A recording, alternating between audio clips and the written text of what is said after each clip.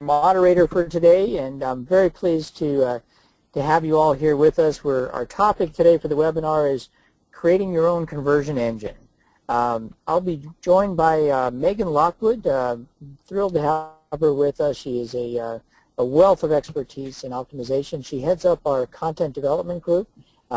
As the head of our content marketing and development group, Megan brings industry-recognized leadership in content marketing and website optimization with over 15 years of experience working with business owners and executives to basically help them optimize their online business.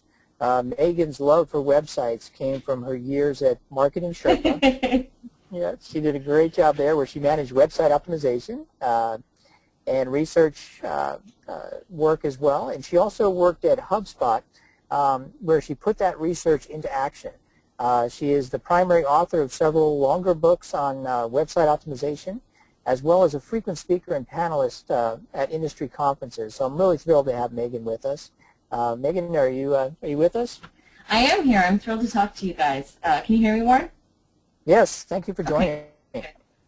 Yeah, thanks. It's really a passion of mine. It's something that I've been playing in and studying for quite a bit of years, and I really am thrilled to sort of be sharing my thoughts and my knowledge today, and hopefully we can get to a new piece. I'd like you all to know that we'll do questions at the end, and also we had everyone submit some websites ahead of time, attendees, so to do live optimization. So we're actually going to be walking through also your thoughts and your pieces of the webinar. So I think it'll be really exciting to talk through all those. But so at the end, again, we'll have some questions, so please send them to us via the GoToWebinar panelist box, and also we'll be walking through some of your websites at the end of this presentation. So the first piece that we're going to talk about in general is why are we here? So why should we care about website and conversion? If we're going to create a conversion engine, why should we care about this at all?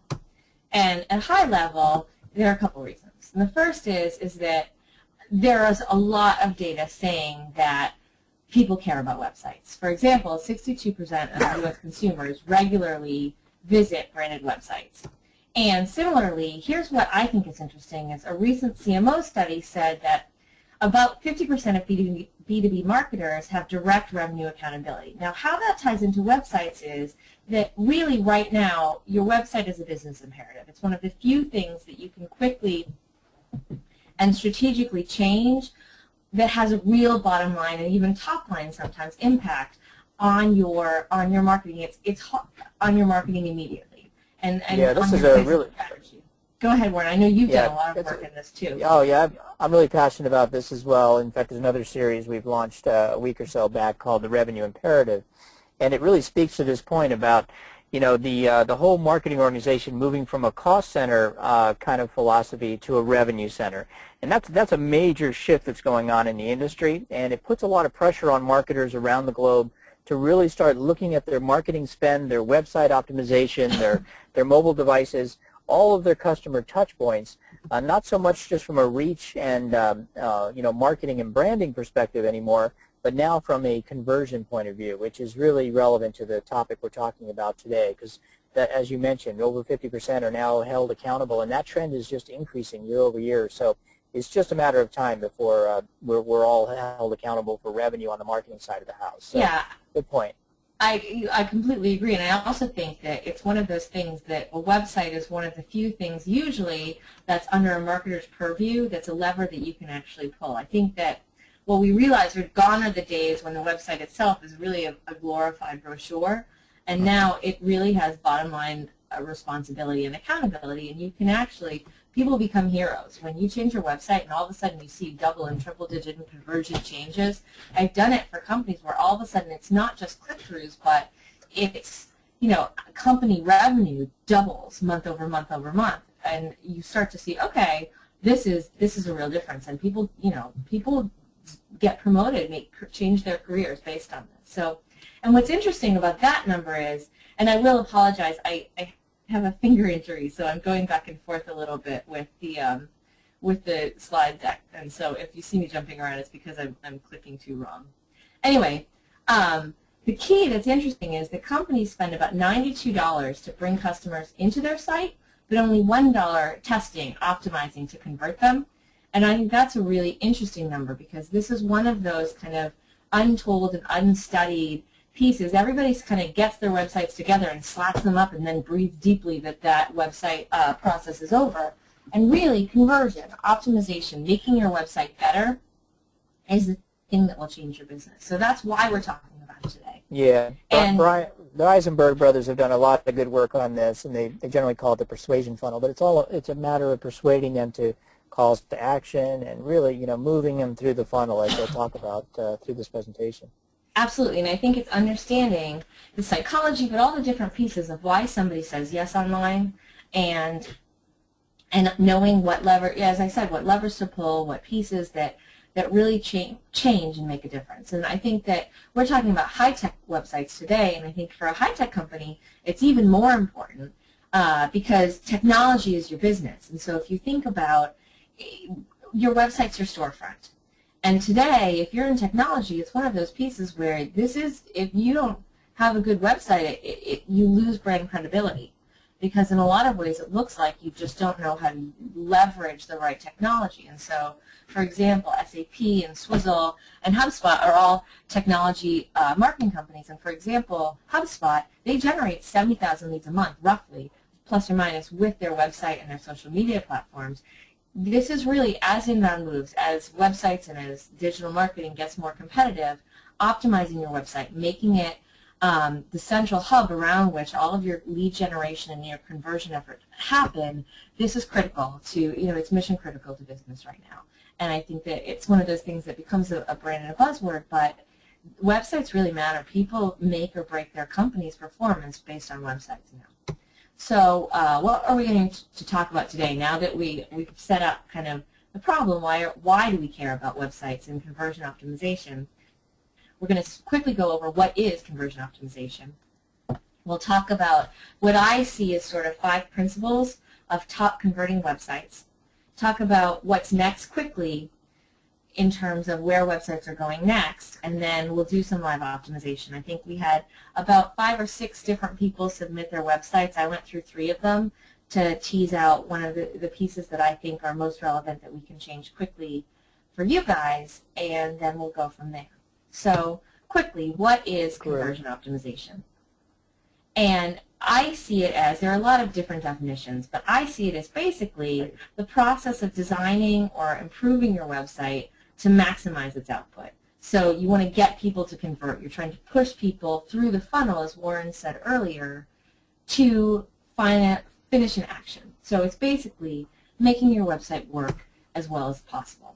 And this I actually have stolen from, I've stolen actually from Michael Agard of Content Verve, who stole it from Pep Laja, who's another great optimizer. But this is the way that a lot of people's websites and a lot of companies' websites work right now. There are all these different, if you think of a bucket, there are all these different places that you're losing people out of your funnel. It's just, the hard part is you just don't know where.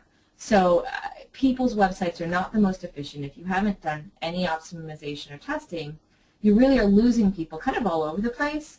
And the key with testing is to know where. How your website might be working great, it might not be. You really don't know what the ceiling and what the floor of your website performance is until you test it, and until you push it and change it to see where you're really losing people and where you're pulling people in, what parts of your website people really love. And what's interesting about this analogy in some ways is that it may not actually be the biggest hole that's causing the biggest problem. You may have a really messy, in a conversion path where people go step by step through your website. So they come into a landing page, then they go to the next process, then they go to potentially your lead generation page.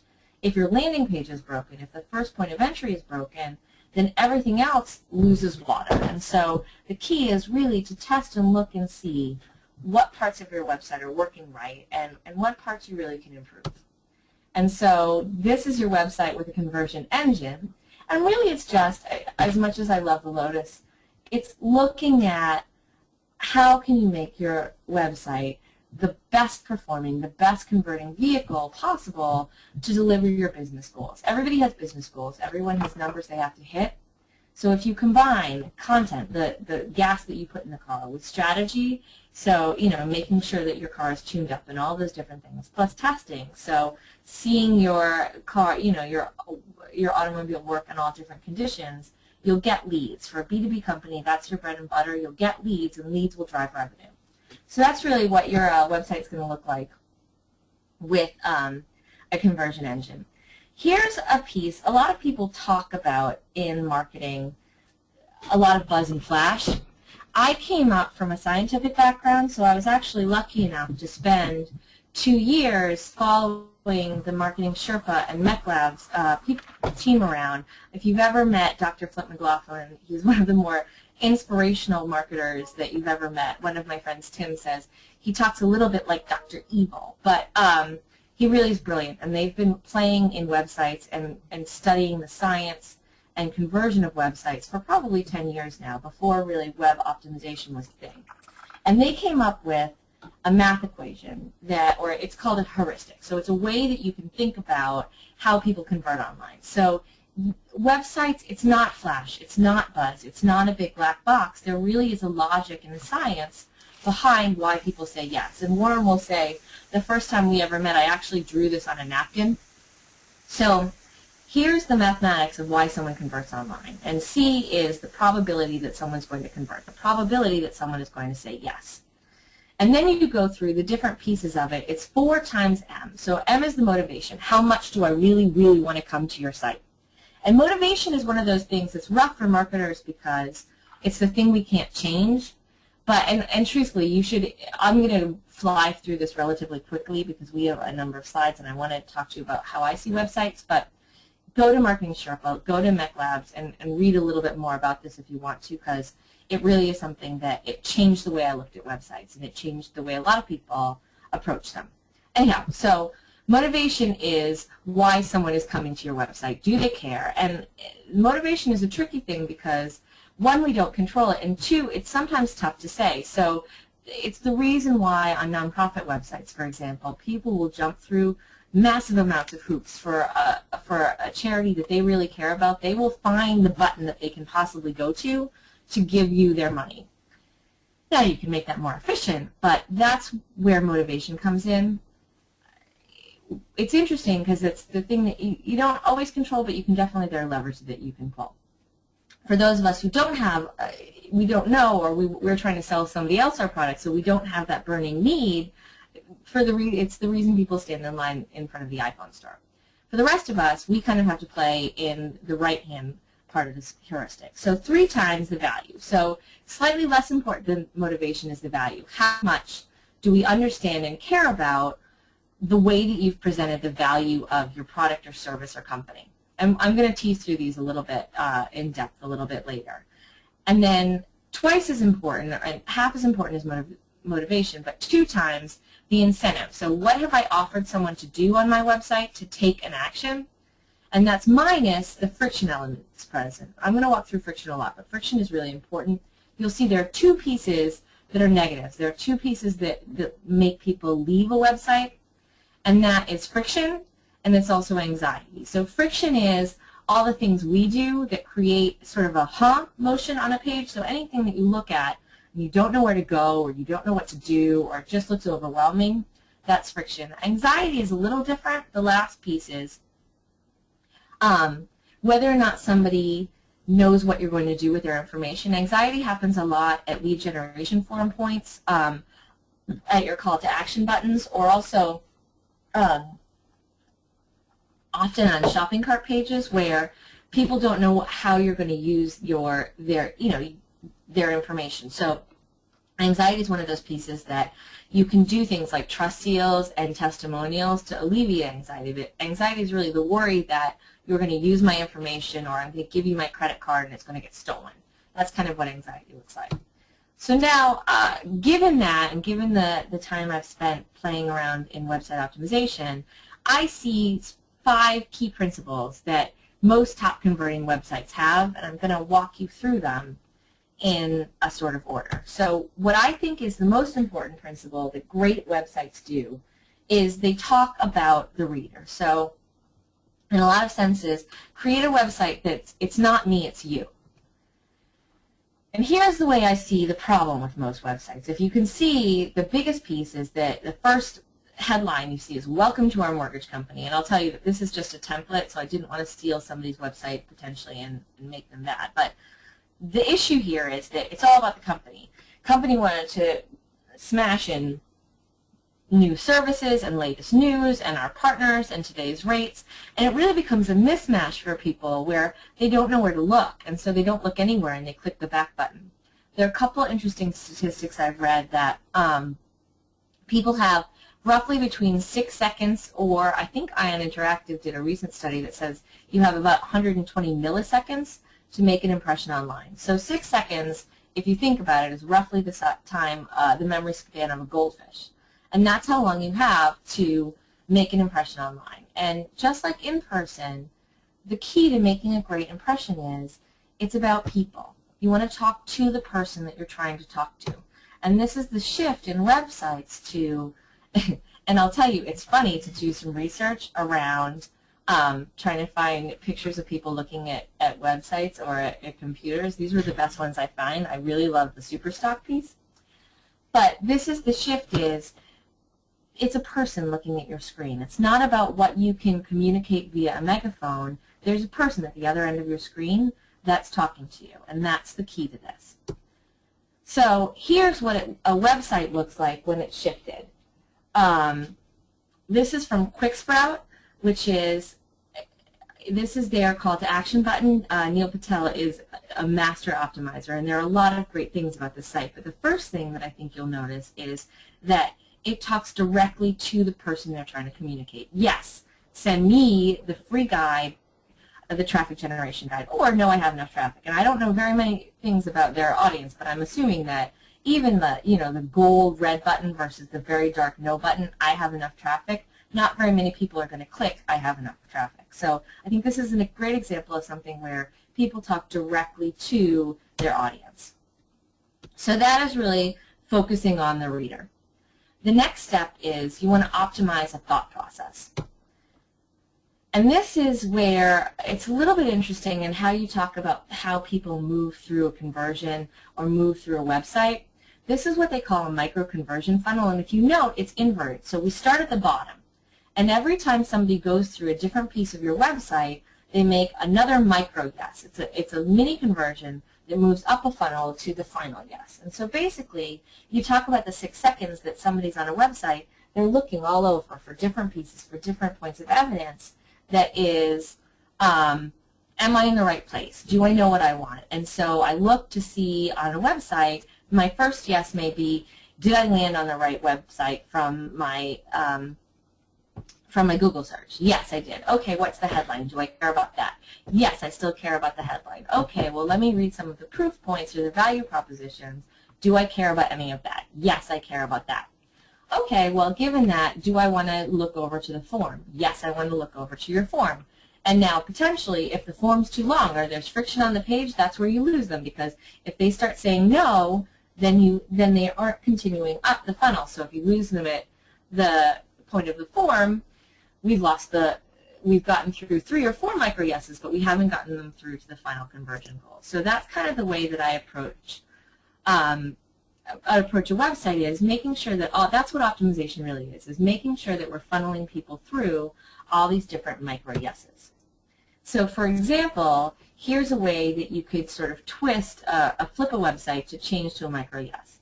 This is from Contently, and the first part is write, sign up and get started. Invite your colleagues or editors to work on a private or public project. If that's the yes I want, then people will know exactly what they want and click on the big green button. The second one is an old client of mine that you can't even find the button you're supposed to click. I pointed to it with an arrow. That's where they want you to search. I can't find it. We've lost me. I didn't go through the micro yes. I didn't search through what I wanted them to search through. So that's kind of the piece. The other piece that I think is interesting is here's something from Eventbrite that talks about online event registration. And you'll see, again, there's a button that says try it now. There's there's excitement, there's movement, there's all of those things, versus a big red submit button. And Dr. Flint McLaughlin, one of the best things I've ever heard him say is about buttons. If you do nothing else in this entire webinar, go back and change all of your buttons away from saying submit, because you're talking to a person and you're talking about a thought process. Nobody woke up in the morning this morning and nobody went to bed last night and said, God, I hope tomorrow morning I can submit. I really like submitting to things. I want to submit tomorrow. It's a strange legacy from sort of, I don't know, the ancient times. You must submit to your master. Nobody likes to submit. It was written by, I think it was written by developers originally, and it's just one of those funny legacy web notes that has kind of endured into buttons, but you really don't want to submit. You want to have something on your call to action buttons, and we'll talk about this in a second, that tells people specifically what's going to happen. On the Eventbrite part, the thing I love is they say, want to talk to a human, call 888, the number. And so that's a pressure point. That's when you're having a conversation with a real person. Talk to a human. We all hate calling up and just sort of getting through to go through all these strange different automated answering machines. This is a really smart way to change even a little bit in copywriting that talks about talking to a person, structuring a thought sequence. What's my problem? I want to talk to someone. Excellent. The website has directly addressed that. So that is really structuring the thought sequence. The next is focus on the decision points, and that kind of looks at the conversion funnel. And if you're going to do anything as through optimization, all the best optimizers that I've talked to, and I agree, is go to the part of your bucket, or go to the part of your car that's broken already and fix that first. Because I mean, for example, if your car doesn't work because it needs, it might need gas. Well, the vents or the rotors might need changing too, but first of all, it needs gas, because you're not going to go anywhere at all without gas. So really, look at the specific decision points and fix those first, and then back out through the conversion process, through those micro conversions, to the overall goal of your website. And this is where analytics can really come in, because a lot of people may not even know where they're broken. So this might be a good point to think about. Looking at where your exit points are and where people are spending a lot of time on your site. People look at metrics in different ways. Sometimes time on site's a positive thing. Sometimes it's a negative thing. If they're spending too long on one area, it may be because they're lost. Exactly. Or that kind of thing. So, and this is, so it's analytics and it's texting. It's a lot. I mean, it's testing. So it's a lot of different things. But I figured to key, I'd pull out a couple specific decision points. But I agree that a lot of this is looking at your numbers, knowing what the numbers mean, and playing around to see what pieces change what numbers. Mm-hmm. So decision points can be call to action buttons. That I think that's usually the first place that I go. Sorry. They can be headlines. It can be your value proposition. So how well do you explain the value of what you do? As we know, it's basically the most important thing that a marketer can play with. How are your product descriptions? Do they make sense, or do you lose people because you haven't created a need for your customer? And also on e-commerce side, I know that we're talking B2B, but just as something that it makes sense to people, your shopping cart, the place where you're buying something or not buying something, or your form fields, these are places where you do lose a lot of people. So my hint, again, is to work backwards. Fix the very, very leaky things in the part of the funnel or the bucket that are losing people fastest, and then work backwards from there. So, for example, here's an example of a call to action button, which is from Content Verve. I love his stuff. Read him. You'll see me cite him a little bit in different places. And he just little tweaks from moving create my account, which is still talking to specifically the person, to giving them in copywriting specifically what's going to happen, create an account and get started, 31%, 32% more payments. So it's little tweaks really made a big difference. Here, another way that you can do it is from a book that we did with Unbounce in my last company, that was to use encapsulation. Do something where visually it's not, everything else should recede. Have the most prominent visual element in a visual hierarchy on your website be the piece that is what you want people to click. Make that stand out so that when they're scanning your site to decide whether or not they know what they want, whether or not they know what to do, That's the thing that draws their eye. Excuse me. So then the next piece is eliminate all possible friction. As we said, initially, friction is a negative. All of those pieces that pull people away from your website, friction is not the right, friction is everything that detracts or gets people confused. I wanted a good example of friction. So here from, I think it's the worst website promotion, is sadly the Wisconsin Register of Deeds Association, where I'm hoping none of you are here. This is a lot of friction. There's a lot of colors. I don't know where to look. I don't even know exactly the logo where I am. And my favorite part about this site, I pointed to with an arrow, do you have a low resolution monitor? Click here for a sitemap that will give you links to our website. So we're not going to fix the website to make it easier for all our incoming audience. We're going to tell you that if you don't like it, then find this very strange orange button and we'll click through to a different sitemap. So this is what not to do on a website. Instead, here's a Kofax site that gives people a much clearer understanding of where to go. It's very well organized. There are a lot of different pieces. There's navigation, and there's a way, there's a path. It's a conversion path that drives people through to get them, to help them is two things. One is to get them where you want them to go, but also to help them easily and quickly find the information that they want. So that's sort of the difference between eliminating friction. There's also a lot of psychological friction on a website. Here is a privacy policy where we talked about friction and anxiety. Here, this is content verb again, played around with privacy policies, which I think is excellent. So what he went from is 100% privacy, we will never spam you. So best practices say, and this is where I talk about best practices a lot, best practices say you should have a privacy policy. So adding a privacy policy, excellent. I remember him telling me about this study. He said, I have made fire. I was 100% sure that this was going to work. Unfortunately, it didn't. In fact, it reduced signups by almost 20%. And he stands there and you go, well, why did I do that? And it was because of the word spam. Spam increased anxiety. It produced this piece where people thought, oh, you didn't mention spam. I wasn't thinking about that. Now I'm nervous. So again, you have to think about, you're creating this for humans. Humans have innate reactions to words. There are buzzwords, there are flashpoints. And so moving that instead to 100%, we guarantee 100% privacy. Your information will not be shared. Doesn't create anxiety. Increased signups from the original, which didn't have a privacy policy at all, by 20%. So just that little language, that copy change, had nearly 40% delta for the overall revenue of the site, which is really, really interesting. So here are ways to eliminate friction on your site. As I talked about a couple of them, but this is, oops, and I spelled it. Anyway, so eliminate friction. Create a visual hierarchy. Write copy that makes sense. So you want people to understand things. There's a great quote by a good optimizer that says, clarity trumps persuasion. I think it's Marketing Sherpa said that.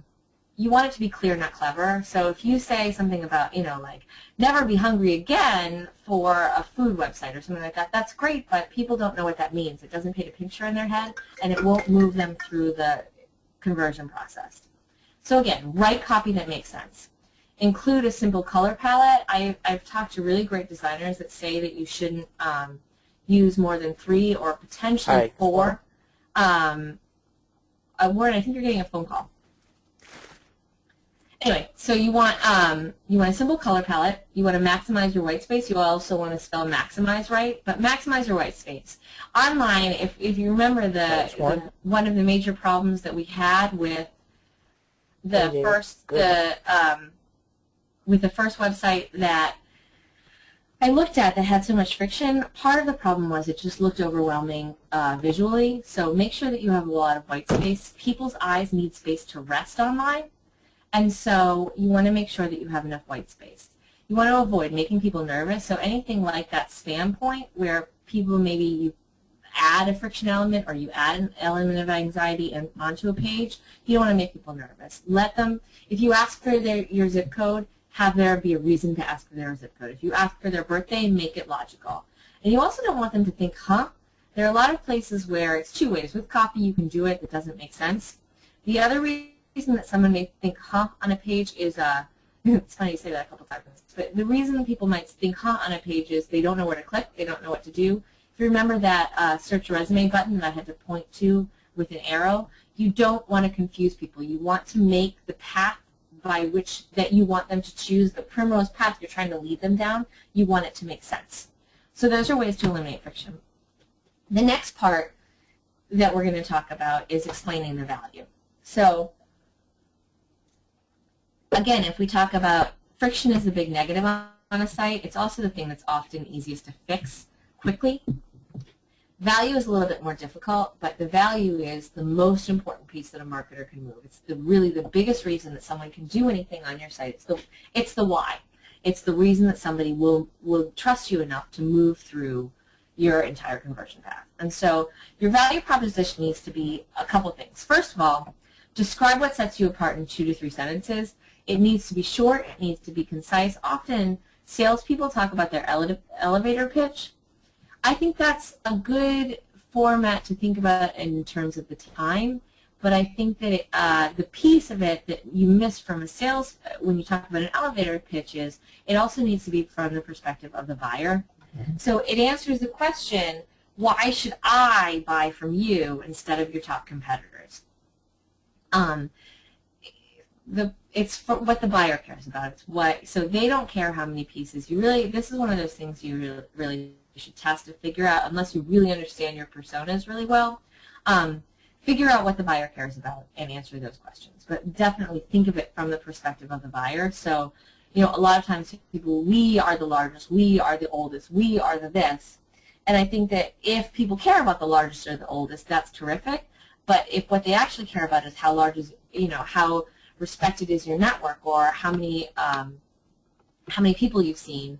If you're, let's say, a doctor's office, if you see, if you are the most experienced and people are the safest with you, you have the best security track record, or, you're a doctor who's never lost someone, that would be something someone would care about, because it would address sort of the friction and anxiety points.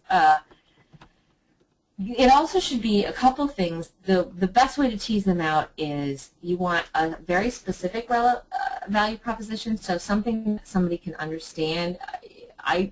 A lot of people often say, we are the best, we are the biggest, we are the strongest.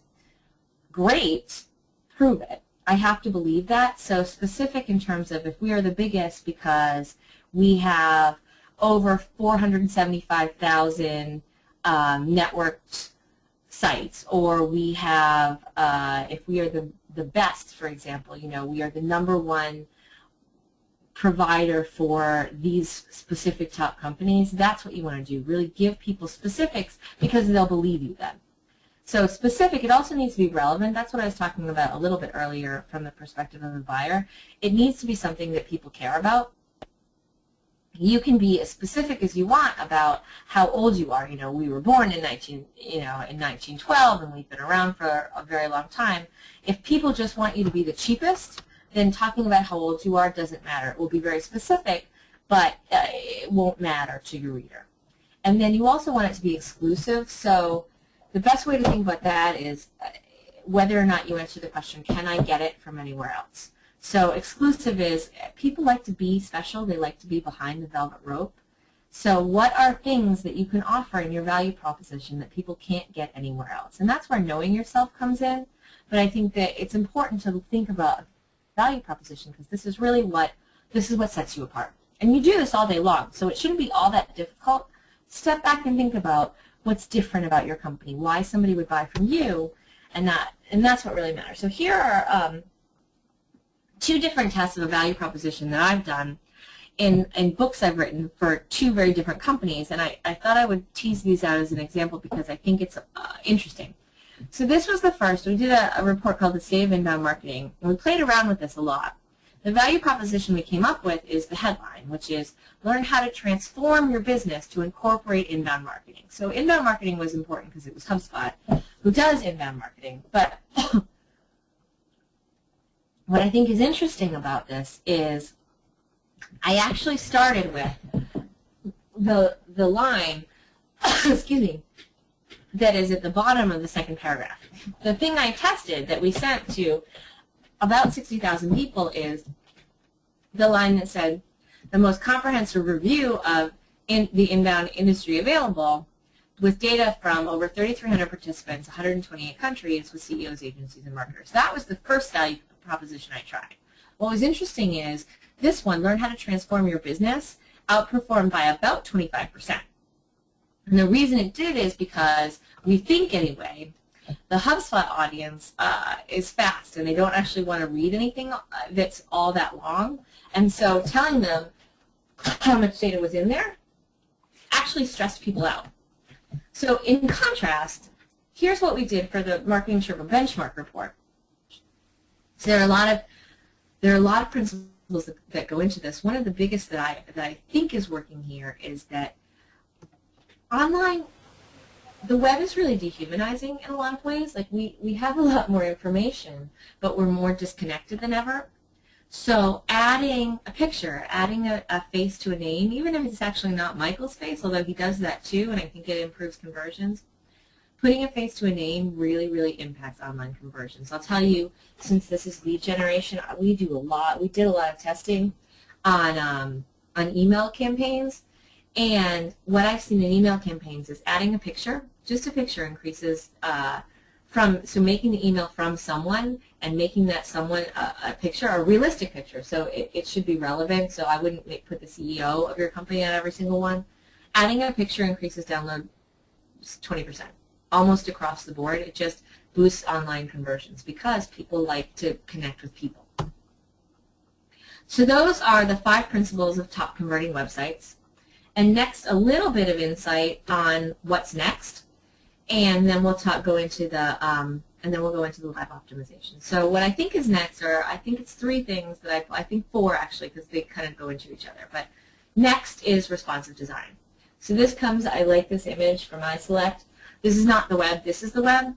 The web is not a screen anymore. I don't know that it ever really was, but the web is mobile. It's tablets. It's widescreen. It's notebooks. Making sure that, as I said earlier, you're talking to a person. You want to go to where they live, and you want to make it easy for them.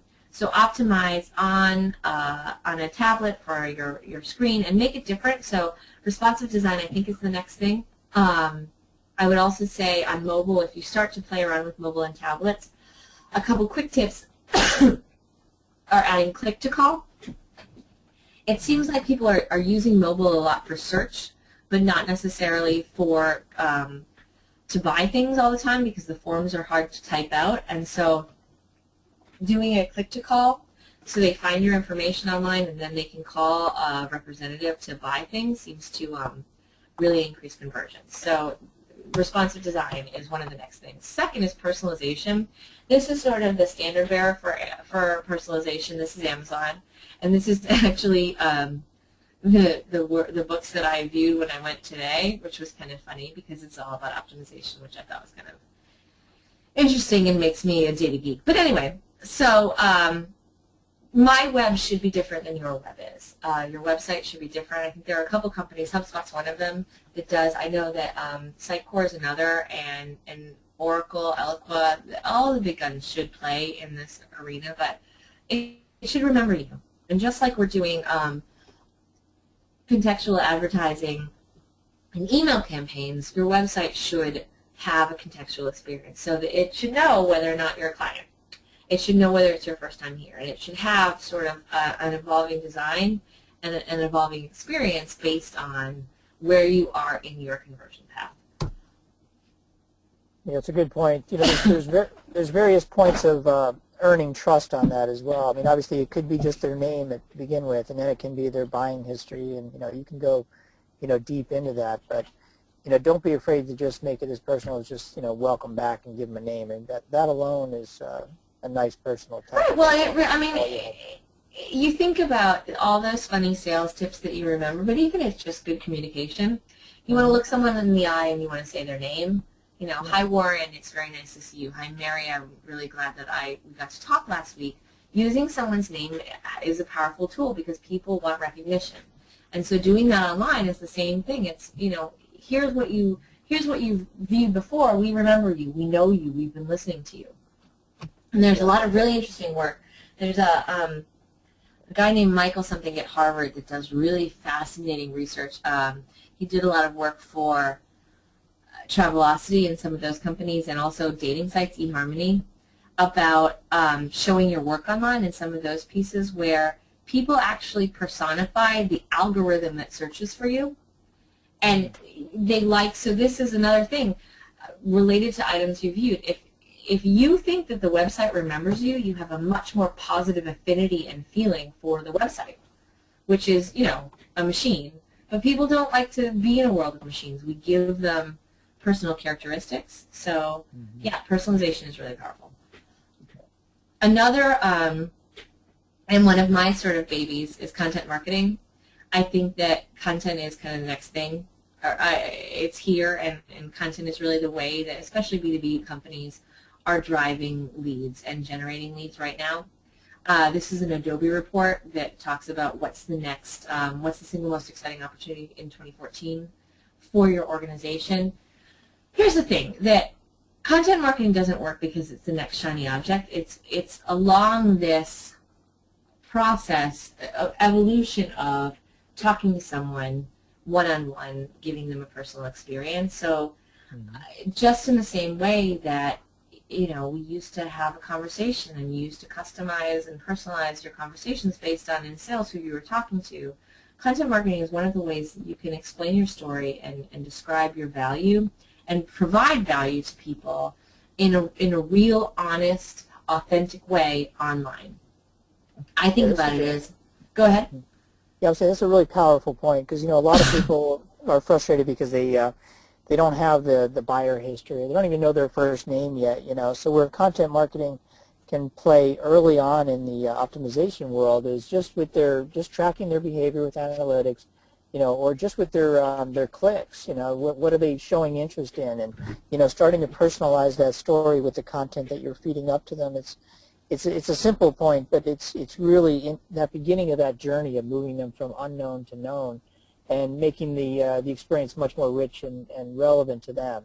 The cool part about that is it's automated nowadays. You know, with you know, Sitecore, or whether you're using Adobe CMS or whatever tool sets you have, a lot of this is built in now, and you can build segmentation rules in. So if this, then, you know, if they do this, then give them this content, that sort of thing. So as marketers, we've got a lot more at our fingertips now to do personalized content delivery than we ever did before. So it's exactly. I mean, and the great part is that we now have the tools that make it look like we're listening. I would also say that I don't know that I've used this analogy yet, but it's one that I think is very true to how I approach content, is that online you're building a relationship.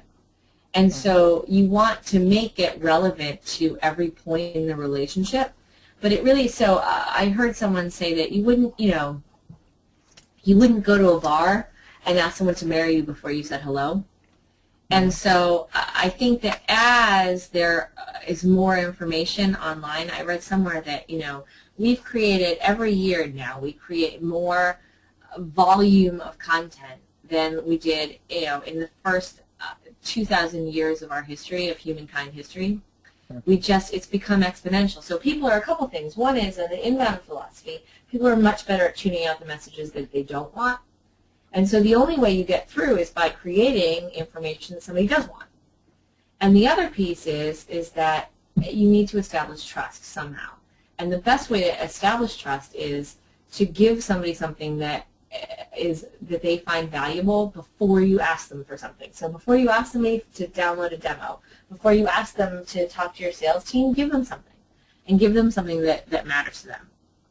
Yeah. So that's kind of how I see content marketing. No, it's totally right. You know, and another, this is kind of maybe more of a tactical idea, but using faceted search is a great way to give control over to the visitor when they come in. So instead of just even taking them down a path that you assume they want to go down, you know, give them a choice of you know, what they want to search for, and then give them faceted search so they can say, I want this way, that way, and it becomes much more of a self-driven, personalized experience. So like I said, a lot of CMSs have faceted search, but in my experience, it's vastly underutilized Right. by a lot of companies. So I mean, think how much, I think it needs to be clearly efficient because you don't, but I think that it simplifies the process a lot of times because the best, as I said, you want it to have a simple logical process in your website, but you also want to get people, funnel people to the information they're looking for as quickly as possible. Exactly. So the other is critical. Don't be afraid to give up the control. Exactly, and I think that that's a really good point. The last thing I think is next is thinking about customer experiences, and that's where the control goes slightly outside of your website, and it's really a whole experiential social media multi-channel campaign. This is the Coke Liquid and Linked campaign. They have a really neat video on it. I would watch it if you can. But it talks about all these different, what's interesting to your consumer. And the brand is not just owned by a company anymore because we have so many different touch points, because social media exists, because we have all these different conversations online. You don't completely own your brand anymore. Your brand is what people are saying about you while you're not looking. And I know that that's a quote from someone I don't remember from. But it's to make sure that your business objectives come to fruition. You really want to move through and participate in all the different customer experiential brands. And then I said earlier, and then drive people to one central point to convert, which is usually the website. It can be some different things, but there's an architecture people have talked about a hub and spoke architecture. So all these different tools, the LinkedIn, the social media, video campaigns, all these different pieces should funnel people into one single point of contact, which is generally the website, where you convert. So that's kind of the best way that I think about customer experiences. And I also think that this sort of end-to-end multi-channel experiential learning, and again, leveraging all the different technology tools that are out there, so leveraging CMSs, leveraging sort of smart technology and a single view of the customer so that you can watch your analytics, track what happens on your email, and does that impact your website, and does it impact social media. All of those different things I think is sort of the next beachhead for digital marketing. So in summary, from the gist of what we're talking about, creating a conversion engine, find your people and talk directly to them. So know who your audience is and then create a website that speaks to them. You want to make your site simple, clear, and logical. So I said earlier, clarity trumps persuasion. Make it, a website should answer kind of 3 questions quickly. Who are you? Like, what is the site? What do you do? And what should I do on this page? And if you can't get that blink test, I often say to people, have your mother look at a website. So have somebody that's not invested in any of the decisions that happened before. Have them do that, and then and make sure that it's logical from there. Know which levers to make a difference and pull those. So as I said, start with like the call to action buttons, start with your value propositions, and then test. Really, the only way you can know whether this is working or not is to test it, try it, and put it on. I'll tell also that in a lot of cases, people get really disappointed when there's, when you have a test and it fails. But if you're doing this right, if you're doing optimization right, then you're going to be pushing the boundaries a little bit, and you want to push them because it's the only way that you're going to learn anything. It's the only way you're actually going to make measurable improvements. So we have a couple more minutes left. I'm going to really quickly go through a couple of these pages, and then what I'll tell you guys is my numbers, my information's at the back. We can have a call with you guys or do this after, because I don't want to shortchange you. But in the last 2 or 3 minutes, we won't do questions. I'll do some of this, and then people can potentially either you can send us the Twitter questions or send them via email, and we'll answer them offline. So this is people links, social selling made easy. You guys submitted your website for optimization. I think there are a couple really cool things about the site. I think that there are a couple things that you would change. So I like the social proof in the right corner, the Gartner Cool Vendor of the Year. You may want to, I like the imagery. I like that it was a video. I think video clearly is helping your SEO. I think potentially you may want to actually move the Gartner Cool Vendor Award closer to the scheduled demo piece. So letting people see that at the exact point of decision. I would also move the value proposition potentially higher. So when I say that is, if you scroll down, it's a really neat site that has a lot of parallax scrolling and all those different things. So as you scroll down, it actually filters up and feeds you more information. I think the place where you put the value is potentially lower than I would, so I would put those icons and those pieces up a little bit higher. The other thing is I would play with video. I showed you earlier a screen with our research, and I found actually adding that video to that report reduced conversion. So you might want to play with how fast that video scrolls, because you could actually be creating friction in that movement that's confusing people. The other thing I would say is with the value proposition, to schedule a demo, you may be potentially asking for a date or asking for someone to marry you before you've given them enough information. So you may want to think about adding that value proposition before you ask them to schedule a demo, unless you found that people just woke up in the morning and want to schedule a demo with you. But play around with that, and I think you may get some increased conversions. The next one is SLACKLINE systems. So again, I like that it's problem-oriented, and I like the social proof. Tired of doing account recs. That's great because it talks to the problem that a customer actually has. And I like the video because I think that will probably, people like to imagine themselves using the content, so I think that's good. I would play with the call to action again. I don't know who woke up in the morning and wanted to view a demo, so let's play around with making that more specific. What do they get out of it? Use the word get potentially instead of view, because view is something they have to do, and see if that can improve conversions. And again, the other piece is the phone number placement. If I'm scanning left to right, the first thing I see is that 877-777 number. It also kind of looks fake a little bit. There are a lot of sevens in that. I don't know. I'm just saying that people may not believe it and an anxiety thing.